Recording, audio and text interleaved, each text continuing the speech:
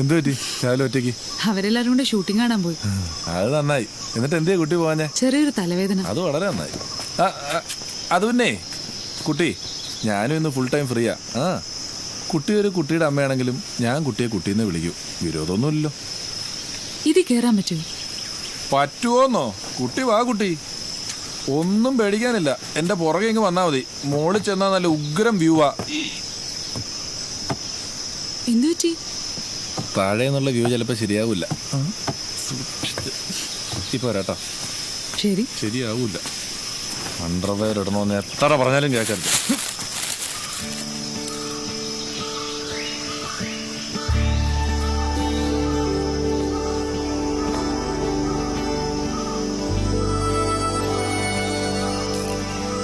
പേടിക്കാനൊന്നുമില്ലെന്നേ, കയറി പോര്. ആരാ പറഞ്ഞ എനിക്ക് പേടിയാന്ന്? Try, you can.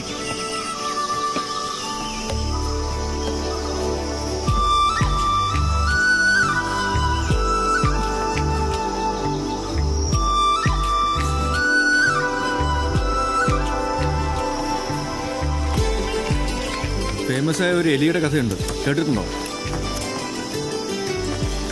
ഇരുട്ടുള്ള വലിയൊരു ഗുഹയുടെ അപ്പുറത്ത് ഒരു കഷ്ണം ചീസ് ഇരിപ്പുണ്ട്. എലിക്കാണ് ഇരുട്ട് പേടിയാണ്. ഒരു ദിവസം രണ്ടും കൽപ്പിച്ച് എലി ഇരുട്ടിലേക്കൊരു പോക്കെന്ന് പോയി. ആദ്യം ഇരുട്ട് എലിയെ പേടിപ്പിച്ചു. പിന്നെ മുന്നോട്ട് പോകും തോറും അതൊരു എക്സൈറ്റ്മെന്റ്.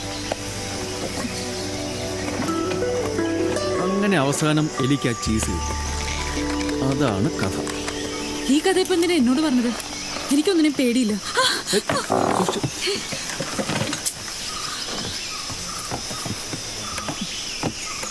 അത് പിന്നെ എനിക്ക് അറിഞ്ഞൂടെ. ഈ കാണുന്ന കാടൊക്കെ നിങ്ങൾ ഉണ്ടാക്കിയതാണോ? അതാണോ ഇന്നലെ പറഞ്ഞത്? ഈ കാടൊന്നും ഉണ്ടാക്കേണ്ട കാര്യമില്ല, പ്രൊട്ടക്ട് ചെയ്താൽ മതി. അപ്പൊ പിന്നെ എവിടേക്കാണ് നിങ്ങൾ കാടുണ്ടാക്കിയിട്ടുള്ളത്?